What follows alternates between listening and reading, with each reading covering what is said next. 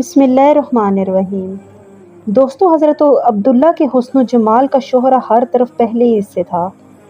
وہ اپنے حسن و جمال کی شہرت کی وجہ سے پورے عرب میں مشہور تھے، اور قریش کی عورتیں تو ان سے شادی کی بھی خواہش مند تھیں۔ بعض تو آپ کے رستہ میں کھڑی ہو جاتی اور آپ کو اپنی جانب مائل کرتی، لیکن اللہ تعالیٰ نے آپ کی عصمت اور عفت کو محفوظ رکھا۔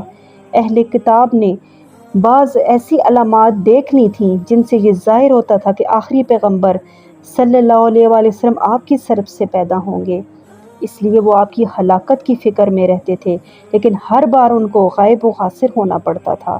ایک بار حضرت عبداللہ شکار کے لیے گئے ہوئے تھے۔ اہل کتاب کی ایک جماعت برہنہ تلواریں اٹھائے لٹکائے شام کی طرف سے آپ کو قتل کرنے کے لیے نکلی تھی۔ انہوں نے حضرت عبداللہ کو تنہا پا کر چاروں طرف سے گھیر لیا۔ وحد بن عبد مناف جو حضرت آمنہ کے والد تھے، وہ بھی اتفاق سے اس جنگل میں موجود تھے۔ انہوں نے دیکھا کہ جنت کے سواروں کی ایک جماعت غیب سے ظاہر ہوئی اور انہوں نے اس گروہ کو حضرت عبداللہ کے پاس سے بھگا دیا۔ وہب یہ حال دیکھ کر گھر واپس آئے اور اپنی بیوی سے کہا کہ میں چاہتا ہوں کہ آمنہ کو عبداللہ بن عبد المطلب کی زوجیت میں دے دوں۔ چنانچہ انہوں نے اپنا یہ مدعا اپنے دوستوں کے ذریعے حضرت عبد المطلب پر ظاہر کیا۔ حضرت عبد المطلب بھی حضرت عبداللہ کی شادی کرنا چاہتے تھے اور ان کی تلاش تھی کہ کوئی ایسی لڑکی ملے جو حسب و نسب اور عفت میں ممتاز ہو۔